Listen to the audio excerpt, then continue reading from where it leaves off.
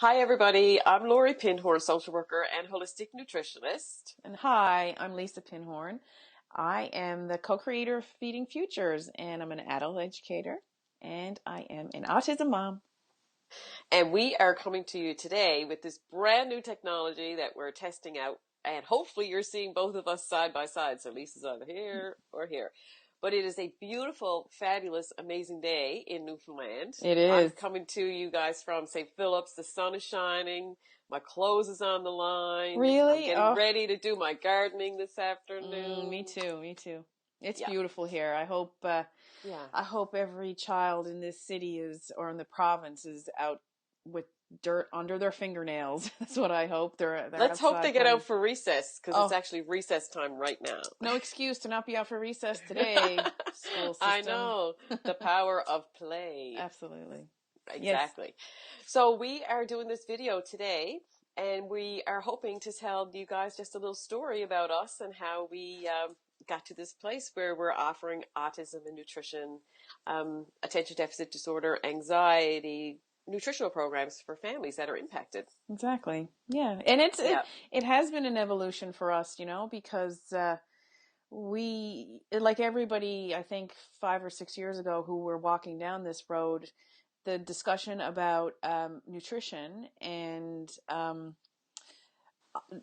food choices was really a novel thing. In Yep. the general scheme of the autism population back then, it was one of those things where, people were told not to do it, like it was going to be harmful in some Yeah. kind of way, so Yeah. we stumbled upon this in a way, and We now I did. think Yeah. people, Facebook is different, all things are different now, where people get this information a little bit more Yeah. freely, but unfortunately, diagnosing doctors still don't talk about this They stuff. don't. No. And Mm.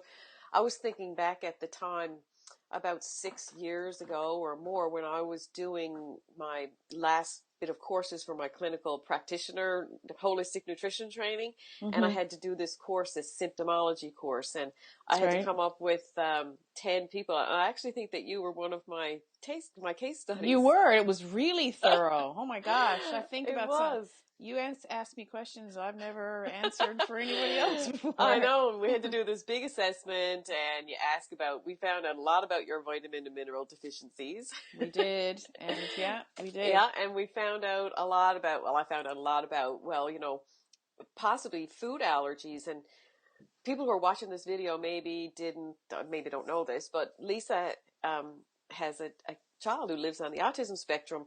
And when Yes. she was a little girl, she was having allergic reactions to her food, and we didn't know it, but it was coming out as skin allergies and yeast, and Very much so. um, her digestive system was off track. And I Toilet remember training you was so told, hard. I remember you called me one day and said, Charlotte's going to go to her senior prom in In her a diaper diaper. because she's so resistant to the toilet training. Yes. I remember thinking to myself, I think we need to test her allergies because this was what I was learning about, right? Yeah, and I remember after what we thought was the third round of chickenpox, um, taking her to a dermatologist to try to figure Yeah. out what was wrong with her. And even the dermatologist wasn't tying the notes together, about her, Yeah. her behavior and her skin and all that kind of stuff. And he just said to me, "Has she been sick?" And I said, "Yeah, actually she was. She was very sick. She had, she really was sick. She had gone through like maybe 3 or 4 days of just like back and forth to emergency. She'd been so ill." And he said, "Oh, that's just a rash that you get after a temperature. Some kids get that." But he was one of the first people when I looked back and I was like, wow, this guy didn't know anything about, what that might have meant connected to a developmental thing too. So, Yes. Yeah. mm, And I can also remember um, when we finally did the official allergy sensitivities and allergy tests, and when things came back positive for her sensitivities around the gluten and the casein, how yes, things really dramatically changed. And remember how the speech pathologist said, I don't know what's happening here, but things are progressing really quickly. they were. It was pretty dramatic. And I know that that's not what happens with a lot of people, but I guess her sensitivity was so, so dramatic that it was really, we saw it on the other end. And the story of how we remove the gluten in the casein is a different story altogether. But because that's a process too. It really was Yes. one of those things where it wasn't just the speech pathologist who was saying it. It was also the people at her childcare center. And we were seeing different changes too. I mean, we were sleeping for the first time. She was sleeping for the first time. She wasn't having, these gigantic, enormous bowel movements anymore. And the skin rashes went away Yes. and, Yep. and those kinds of things. So it wasn't just that her physical symptomology was getting better. Her behavioral stuff was too. And when a speech pathologist, I mean, this is a difficult thing to talk about because people who have typical children don't really know how sad it is the day you have to pick up the phone and call a speech pathologist and say, I need help. And how when you need to go to a doctor and you need to say, I think there's something wrong with my kid, that's a challenging thing to do. You're awake at night trying to figure that out. So when a speech pathologist says to you after you've done an intervention like we did with the gluten in the casein, I don't know what we can do with you anymore. It seems like Like she's a different child. she's talking now. She's talking. And before she was scripting. And then she was talking. And I mean, Yeah, like it was real interaction, eye contact, back and forth stuff. Yes. Yeah. I can remember too when,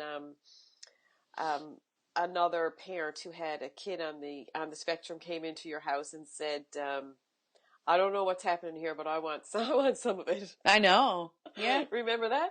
And I think that really when the time came for me to really dig my teeth into a research topic for my master's thesis, it was really obvious for me that I wanted to understand the science and the biochemistry around, whoa, my dog just knocked over my lamp. why this was working, right? Yeah, exactly. And so that's how, we sort of got here from the science perspective. Then we went on this great conference and learned all more biochemistry. Yeah, and 5 years ago, they were talking about mitochondrial dysfunction 5 years ago, and now everybody is just getting there. Like the Autism Research Institute really do fabulous work, and they probably were the first people who started talking about these medical interventions, along with behavioral interventions. They don't say just medical stuff, but they were talking about a lot of nutrition, and I mean that was a miraculous weekend of some of the best information that's carried us through this whole process. Just the fact that they really are spectacular people in driving this whole movement and forward. I think the biggest takeaway that I have learned through this whole process, and we're cutting on the edge of almost 10 years for me trying to understand nutrition and its connection to mental health, is that the research is really strong. That when professionals or people say, there's not really much to that whole nutrition and therapeutic lifestyle to manage mental health, I can personally say now I have stacks of research and books to say that, it works. And we're not saying it fixes, but what we're saying is that it works so well to the point that you're opening up the neurological pathways for your other treatments to be more successful, right? Absolutely. And I think that's a wonderful way to end this, because that's the message, is that we're never going to say to people that our interventions are going to cure everything, but it will make it easier to do other interventions, and your child will just feel better. I know. And you'll sleep more, and it's a holistic approach to a challenge, a very significant challenge. Yep. So I guess that's our biggest. And that's the big takeaway for today. And we will see you next week. And if you like the video, leave us a comment, send us a question. Maybe in these videos you might want a question answered, and so we'll answer it for you. So have a great day. Go out and enjoy the sunshine. Absolutely. Bye. Bye.